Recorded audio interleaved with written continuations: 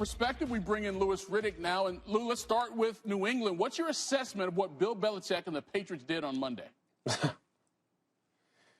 Yeah, my assessment is that, look, Bill is not messing around, man. And he knew that once he looked at his roster during the season, which I could just tell you this from talking to him during Monday night production meetings, that he knew he wasn't satisfied, and he was very, very frustrated over the fact that he couldn't get out of his roster what he wanted to. He knew that once he looked at it during the season and then once he really reassessed it after the season, he needed to be big-time aggressive right out of the chute in free agency, which is a departure from how he likes to really conduct himself in free agency if you look at it in the past. He went on the recruiting trail.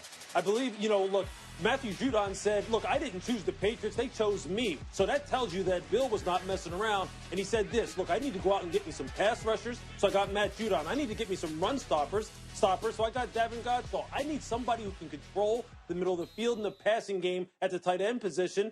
And what does he do there? He goes out and he gets Jonnu Smith. And he does it very aggressively right out of the gate, which just tells you this. The way in which you conduct free agency business now is much different than it was in the past. And the way in which Bill's conducting free agency business is much different in the past. Players want to be wined and dined. Players want to be recruited. Bill has changed his approach with that, number one. And number two, don't ever discount the fact that this is a guy with tremendous amount of pride who looked at last year as being something that he never wants to go through again. And he is bound and determined to make sure he shores up the holes in his roster via free agency so then he can take best player available during the draft. And I can just tell you this, he's not done yet, Michael.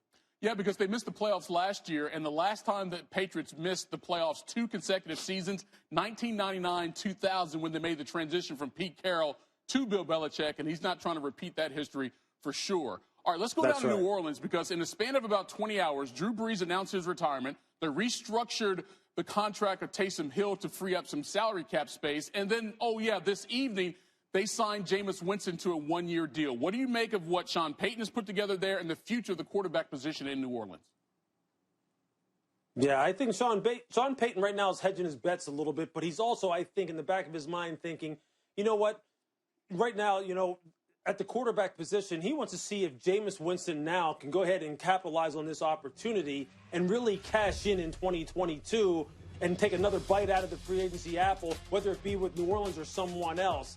And Jameis is betting on the same thing because they know this in 2022 when they anticipate that the cap's going to go up again, that he's going to be possibly sitting there in line for a huge payday. He's at the perfect place right now with Sean Payton where he can resurrect his career as a starter, provided that he beats out Taysom Hill in terms of the quarterback competition, and then just go ahead and take off from there. I am of the belief that quarterbacks can really improve their decision-making and accuracy, whereas in the past, maybe people didn't think as though that you could really do those kind of things. But Josh Allen proved that this year, that with work and maybe some technique modification, you can really improve your ability to throw the football with accuracy from a mechanics standpoint. And with Jameis, it's really just about a decision-making standpoint. I think this is the perfect marriage.